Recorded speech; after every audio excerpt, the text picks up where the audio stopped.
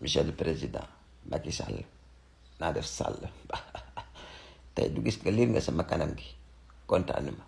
tey duma laajte Mariam sax wallaay asi kontaanuma. Monsieur le Président, moi je voulais savoir si suñu réew mi yaa ko moom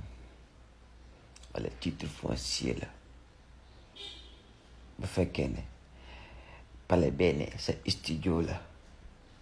wala bu fekkee chaîne nationale sa site internet la yow wala sa chaîne YouTube la wax ñu ko yaa ko moom. Je voulais vous rappeler quelques événements qui sont derrière nous. Muy lu ñuy wax investiture Ousmane Sonko, des conférences de presse des leaders de Yewwi Askan Wi, des conférences de presse des leaders de F24, conférence de presse yu Y'en a marre, etc. lépp luy manifestation dajaloo pour xalaat brainstorming ci réew mi yaa ko aaye.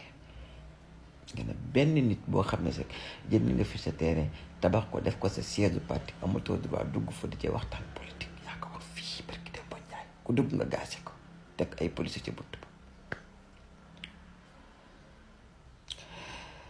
Monsieur le Président, je voulais avant tout poser une question. C'est qui Amadou Ba pour le Sénégal?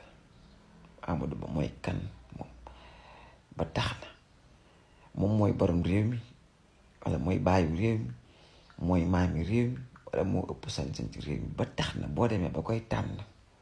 pour mu nekk un candidat de APR xamu Benno Bokk Yaakaar di ab simple parti comme tous les autres partis nga war a jël suñu palais de la République palais nga jël dem dugal fa loolu noonu ñuy wax investiture parti bi te ngeen am seen siège muy APR. yemuñ ci loolu nga jël suñu télévision nationale muy ETS nga xam ne mosoo cee génnee benn événement wu opposition. way tey rek nga utiliser sa doole état pour jël suñu télévision nationale dugg suñu palais de la République pour tànn candidat wu benn parti ci parti yi nekk Sénégal yëpp nga xam ñoom ñëpp a yam nga ne danga fay defee tànnif boobu noonu filmé ko en direct nag suñu télévision nationale. Monsieur le Président, loolu bu dul yabel xamul lu mu doon. man nag Sénégalais yi di laam-laame naan Monsieur le Président amul suñu kersa amul suñu respect joxu ju cër loolu dama doon wax naan ok c'est le président de la République, il faut qu'on lui accorde un tout petit peu de faveur du genre ça quoi, ay quelques choses yoo xam mën nga ko def ñu xaw ko sëgg. mais wallaay asim sama géño baay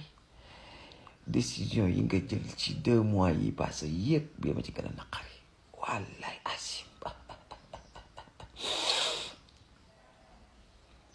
Macky Sall sama xol bi ca li nga def nii dafa tànnal sama xol bi képp koo xam ne it xam nga nu réew di doxee képp koo xam nu institution ba constitution di doxee tàngal nga xolam. utiliser suñu palais ak suñu chaîne télévision nationale pour def tànn simple Amadou Ba ñun lu suñu yoon booy tànn candidat wu APR suñu yoon nekku ci ñun waa national bi nga jël ñu imposer ñu ko par force dem na faax suñu digg palais bee dem nga jël suñu télévision dagg suñuy programme nationaux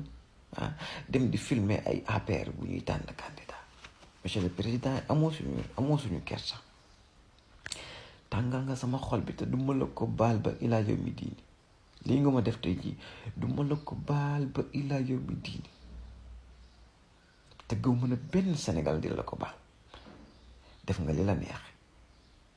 la neex te tegoo ko fenn ci lu maa am doole maa jiite